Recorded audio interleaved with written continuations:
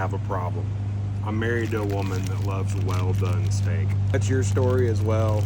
Maybe this will help you out a little bit. Starting out with a New York strip. You're gonna hit it with a little bit of binder, give it a good rub down, making sure you keep this hand clean for your seasonings. Season it up how you like it, but my wife's simple. She likes garlic and salt without the flies. Just give that a good pat into your meat, little flipperooskies.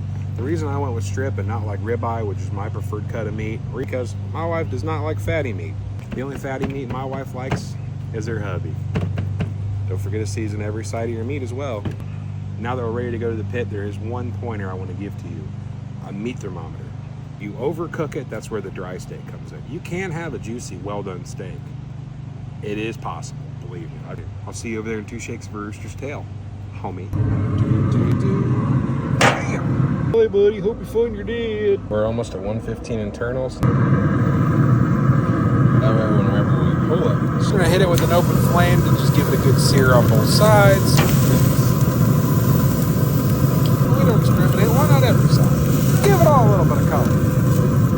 Do a little dance, make a little love, flip down. Bring it inside and let it rest for about 10 minutes or so before you slice into that bad boy. Listen to that beautiful, well-done steak and hit it with a little bit of finishing salt for the last bit of touch, and she's gonna love it.